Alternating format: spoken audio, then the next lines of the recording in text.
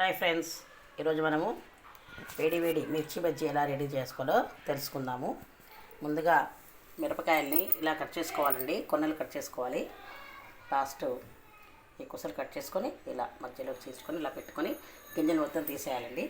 తీసేసి దాంట్లో కొంచెం చింతపండు నానబెట్టుకొని అందులో కొంచెం జీలకర్ర వేసుకొని కొంచెం లైట్గా కొంచెం సాల్ట్ వేసి రెడీ చేసుకోవాలండి. రెడీ చేసుకొని ఇందులోకి ఇదిగోండి ఇలా పూర్ణంలాగా మనం మధ్యలో పెట్టేసుకోవాలండి. పెట్టేసుకున్న తర్వాత ఇవ్వండి ఈ పిండి ఎలా కలుపుకోవాలి ఇప్పుడు తెలుసుకుందాం. పిండిని ఫస్ట్ 2 గ్లాసుల పిండికి 2 గ్లాసుల నీళ్ళతో వేడి చేసుకోవాలండి.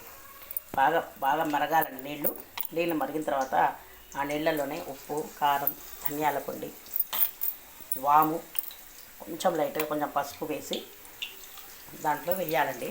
వేసి పిండిని కలుపుకోవాలి. దాంట్లో ఇదిగోండి స్మాషర్ తోటి శుభ్రంగా కలుపుకోవాలండి. అయితే శనగపిండిని మీరు కలుపుకున్నకంటే ముందే ఖచ్చితంగా జల్లెడతో జల్లించుకోవాలండి. అప్పుడైతేనే ఉండలు లేకుండా వస్తుంది. తర్వాత ఈ రెసిపీని అంది వేడి నీళ్ళలోనే కొంచెం నూనె కూడా వేడి చేసి అందులో వేసి మనం కలుపుకోవాలండి. కలుపుకున్న తర్వాత ఈ మిర్చిని ఇలా ముంచేసి డైరెక్ట్గా ఇలా వేసేయటమేనండి.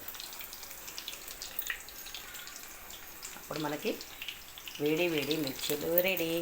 నా ఛానల్ కొత్తగా చూస్తున్న వాళ్ళు దయచేసి సబ్స్క్రైబ్ చేసుకోండి ఫ్రెండ్స్. బాయ్.